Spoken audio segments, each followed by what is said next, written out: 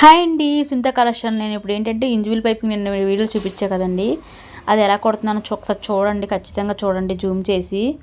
అక్కడ tight loose పట్టాలండి, round దగ్గర neck పైకి వచ్చేటప్పటికి టైట్ పట్టాలన్నమాట. ఇదే ఖచ్చితమైన టిప్పు, ఒకసారి చూసి తెలుసుకోండి. ఖచ్చితంగా ట్రై చేయండి చూసిన తర్వాత, అప్పుడు మీకు అర్థమైంది నేను చెప్పేది ఏంటనేది.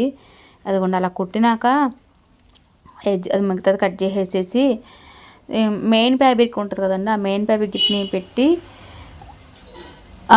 ఉల్టా వేయాలండి.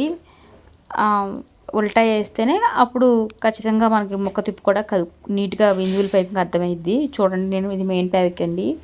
ఇప్పుడు క్లాత్ చూడండి, నేను ఎట్ట పెడతాను ఒకసారి చూడండి. అదే మెయిన్ అండి. మీకు కుట్టుకున్నాక మీరు మెయిన్ ఇదేనండి, చూసుకుని ఖచ్చితంగా అది లైనింగ్ చూసారు ఎట్ట పెట్టాను నేను. అట్లా పెట్టి దాన్ని మొత్తం కుట్టేసుకోవడమేనండి. కుట్టేసి రౌండ్ అంతా నేను పిన్నులు పెట్టుకోవాలి. నేను పిన్నులు పెట్టుకోవడం మర్చిపోయాను, అంటే నాకు అలవాటు మేము పెట్టుకోలేదండి. సెంటర్ పాయింట్ చూసి పెట్టాను చూసారా, పెట్టుకోండి. పిన్నులు మాత్రం పెట్టుకోకపోతే వంకర్ టింకర్ వచ్చి ఎజ్జులు కరెక్ట్గా రావండి. నేను ఏంటంటే వీడియోలో అలవాటై నేను కప్పుకొని పెట్టుకోవడం మర్చిపోయాను అనమాట. మీరు ఖచ్చితంగా బిగినర్స్ అయితే పిన్నులు పెట్టుకొని కుట్టుకోండి, లేకపోతే వంకర్ టింకర్ వచ్చి ఎజ్జులు సరిగ్గా రావు. నాకు అలవాటు మీద నేను కుట్టాను అనమాట. బాగుందా?